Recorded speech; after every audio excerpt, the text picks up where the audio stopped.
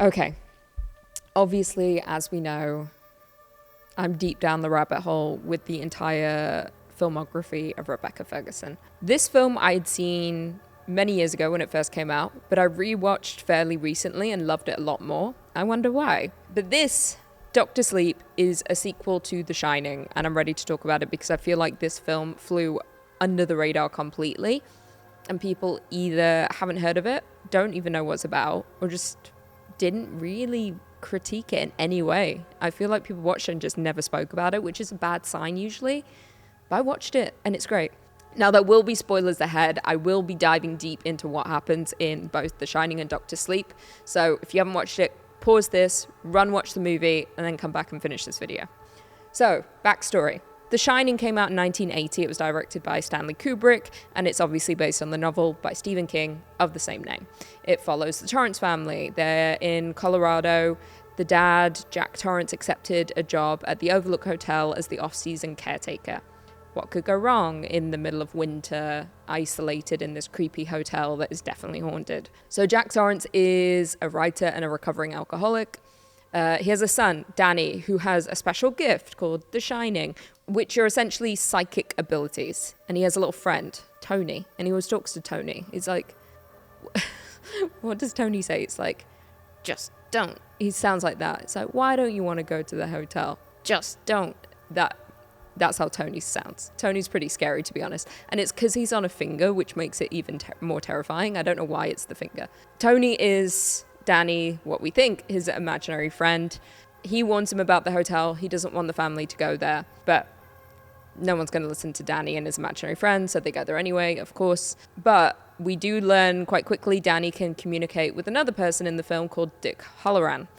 He's the chef at the Overlook Hotel. So, as we know, Tony is correct in his warning of the hotel because it is absolutely terrifying and the carpet is atrocious. The carpet is the ugliest thing. Sometimes I think the carpet is the most terrifying element of the whole film. Danny starts to see ghosts, former residents of the hotel, including a pair of twins who just stand in the hallway and they're always like, "Come play with us, Danny, forever and ever and ever." To be honest, they sound like that because they're also British.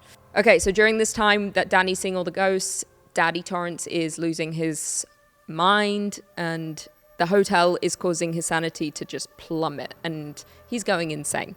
He's always writing on his typewriter, but then we find out at the end all he is writing is, "All work and no play makes Jack a dull boy." Scary. So while Jack is losing his mind and Danny's just wheeling around on his tricycle seeing ghosts, the mother, Wendy, is trying to protect her son, and she's also trying to help Jack and be like, "You're losing your mind, like, help, like, I can help." Poor woman, she's just fighting for her whole family, and then everything's against her. The entire thing then just descends into utter madness and chaos.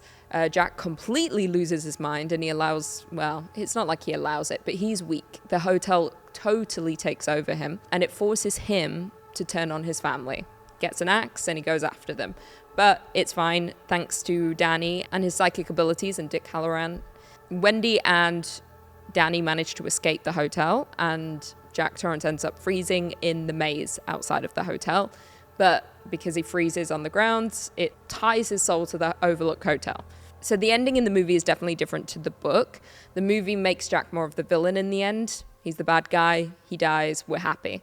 But the book gives him more of a redemption arc, where he is kind of aware what he's doing and he tries to stop himself. And he ends up setting the whole hotel on fire to protect his family.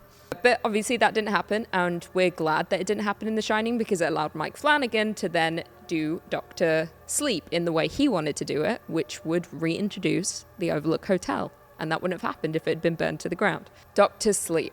What became of Danny? Well, we find out in Doctor Sleep. It is a 2019 movie directed by Mike Flanagan. He, of course, did Hill House, Bly Manor, Hush, Fall of the House of Usher, Oculus, Gerald's Game, all the good stuff. Doctor Sleep follows Danny Torrance 30 years after the events of the Overlook Hotel. He's now got addiction issues like his father, of course, like father, like son. His life's in shambles. He's drinking to really suppress his shining abilities and to silence the souls or the ghosts that have latched itself onto him. And obviously, due to the trauma he faced, he's just not feeling great, obviously. Dick Halloran pops up again in this movie.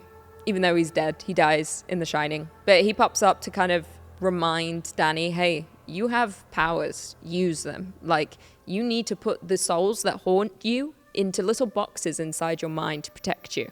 They don't have to be feeding on you, and you can live your life. So he starts doing that.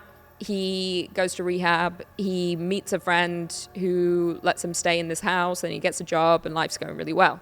Until Abra comes along. So Abra's a little girl. She also has shining abilities, but she is way more powerful than Danny, which is crazy because Danny is very powerful with Tony on his little finger. So she reaches out and establishes a psychic connection with Dan. But she also accidentally reaches out to a group called the True Knot. They sense her shine. The True Knot introduces us to Rebecca Ferguson. I finally get to talk about her. She plays Rose the Hat. She is pure evil, but she's hot, so it's fine. Her and her followers are very, very, very old. They've been alive for a very long time. How? They age slowly by feeding off the steam of those who shine, essentially. But just as Abra senses Rose the Hat senses Abra, which obviously is going to spell disaster. She begins to track her. Rose the Hat enters into Abra's mind, but Abra's so strong, we know this, and she enters into Rose's mind, which is a cathedral in there. And she like plays around with little papers, screws up her mind. And this scene in particular is literally one of my favorites. It begins with Rose just gliding over the earth, and it's almost like astro projecting. I want to say that's what it's called. But she's just entering the psychic realm or whatever it is, I don't know, but she's getting inside of Abra's mind, and then she just like flies down, lands on her street, enters her house by like flying into her window, and then she just sees all of Abra's boxes that she created. And then yeah, she opens it, tries to look in, and then but Abra's too strong. Door closes on her hand, and you know she has to pull that out, and the state of her hand after, grotesque. Rose does escape. She flings herself back to her campsite with her people. Not great for her. She's going through it now, Rose. Dan and Abra, along with the new friend, they team up. They want to take down the group because obviously they're going around and taking the shine of so many innocent people. So they're trying to get rid of them now. They manage to take down a few of the group, which makes Rose weaker, but also means Rose is now going to have to confront Dan and Abra in person, which is a terrifying standoff because Rose is so scary. But thank God the Overlook Hotel is still here because Dan lures her to the Overlook Hotel. It is incredible when we get to step inside. We get to see the elevators with the blood pouring out again. We get to see the axe. We get to see the bar.